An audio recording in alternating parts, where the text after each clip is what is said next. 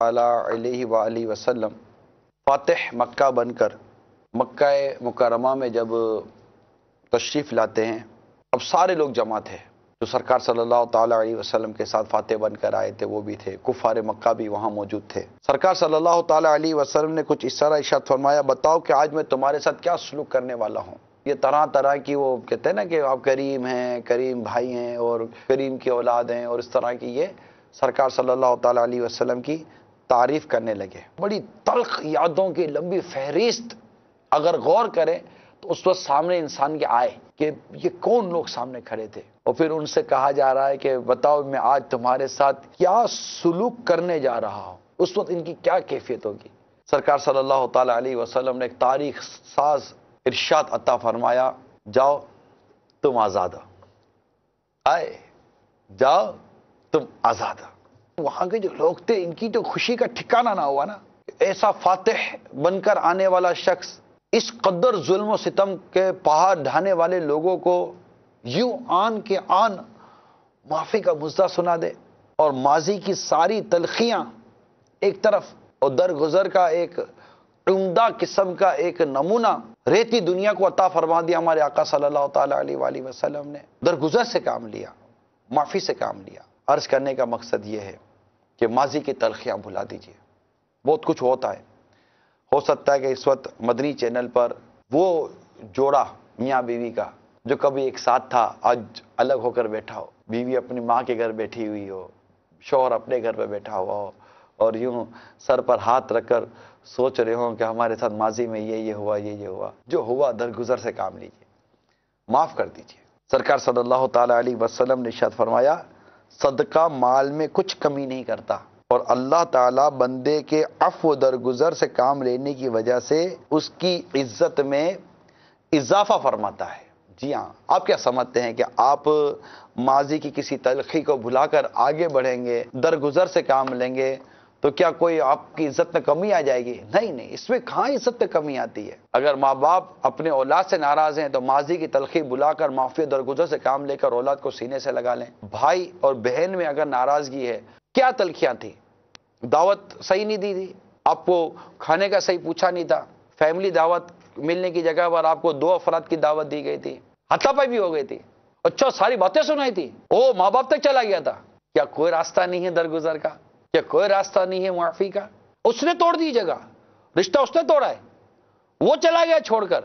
بھائی ظلم اس نے کیا تھا، اچھا ظلم اس نے کیا تھا، ہاں بھائی اس نے ظلم کیا تھا، وہ توڑ کر بیٹھا ہوا ہے، میں کیا کر سکتا ہوں؟ آؤ میں تم حدیث سناتا ہوں کہ آپ کیا کر سکتے ہیں۔ سرکار مدینہ صلی اللہ تعالی علیہ وآلہ وسلم کا فرمان عالی شان حضرت سیدنا ابو ہریرہ رضی اللہ تعالی عنہ سے روایت ہے، سید المبلغین رحمت للعالمین صلی اللہ تعالی علیہ وآلہ وسلم نے فرمایا کہ 3 خصلتیں ایسی ہیں جس میں ہوں گی اللہ تعالیٰ اس کا حساب نرمی سے لے گا اور اس سے اپنی رحمت سے جنت میں داخل فرمائے گا۔ صحابہ کرام علیہم رضوان نے عرض کی، یا رسول اللہ صلی اللہ علیہ وآلہ وسلم، ہمارے ماں باپ آپ پر قربان، وہ خصلتیں کون سی ہیں؟ ارشاد فرمائے، جو تمہیں محروم کرے اسے عطا کرو، اور جو تمہارے ساتھ قطع تعلقی کرے اس کے ساتھ صلہ رحمی کرو، اور جو تم پر ظلم کرے اسے معاف کر دو۔ جب تم ایسا کر لو گے تو جنت میں داخل ہو جاؤ گے۔ اب تو ہمت کیجئے، اٹھائیے فون، کال کیجئے جس سے آپ ناراض ہیں، معاف کر دیجئے۔ وہ نہیں کال کر رہا، آپ کال کر لیجئے، ہو سکتا ہے کہ سامنے والا آپ سے کچھ جارحانہ گفتگو کر دے، کوئی تو ہوگا اللہ کی رحمت سے جس کے اندر حرکت پیدا ہو رہی ہوگی، اور وہ ہمت کرے گا کہ آیا چلو یار ترکیب بناتے ہیں، سلو کر لیتے ہیں، ماضی کی تلخیوں کو بھلا کر ایک نئے دور کا آغاز کرتے ہیں۔ کیا دیا آپ کو ماضی کی تلخیوں نے؟ جدائی، نفرت، خون خرابہ، آپس میں الگ الگ ہو گئے، بٹ گئے، خاندان کے خاندان اجڑ گئے، گھر کے گھر اجڑ گئے، صرف ماضی کی تلخیوں کو سامنے رکھ کر، یہ کہہ دیا، وہ سن لیا، یہ غرض، وہ غرض، یہ مفاد، وہ مفاد، ان سب کو سامنے رکھ کر ہم کو ملا کیا ہے؟ تکلیف ہی اٹھائی ہے، کون سی راحت ملی ہے؟ پریشانی اٹھائی ہے، کون سا سکون ملا ہے ہم کو؟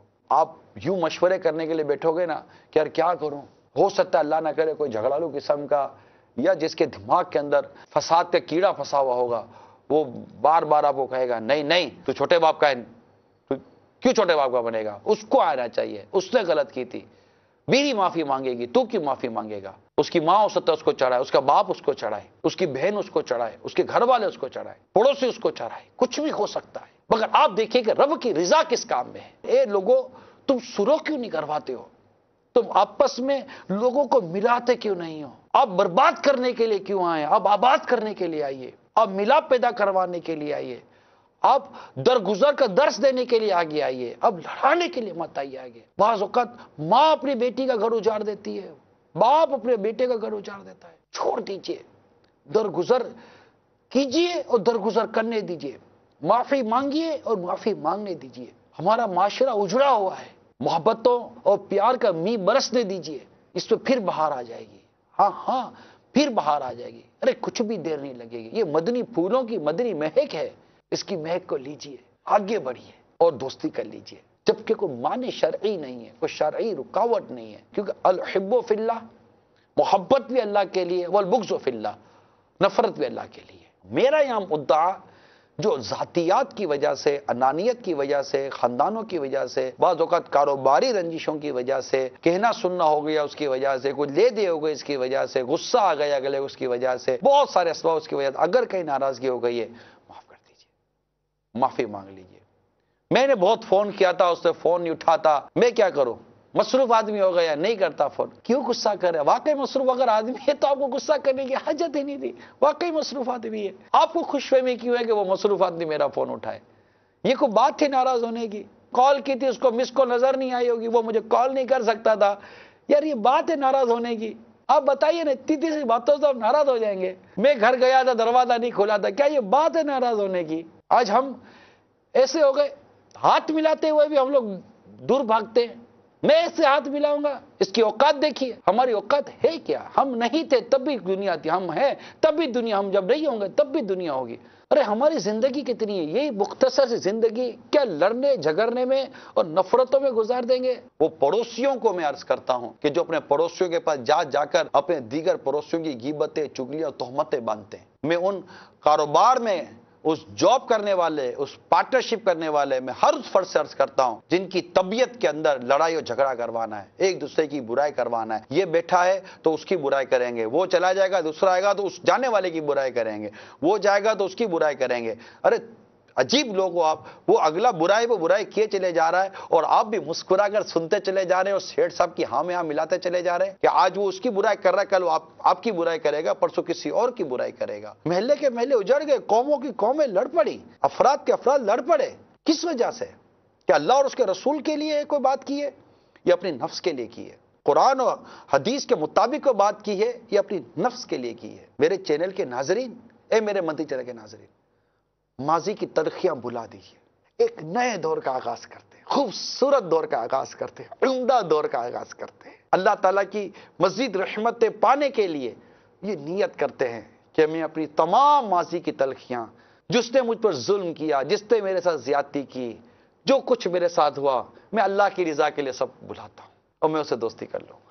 صلوا علی الحبیب صلی اللہ علی محمد صلی اللہ علیہ وسلم۔ ہمارے پیارے نبی صلی اللہ تعالی علیہ وسلم نے فرمایا جو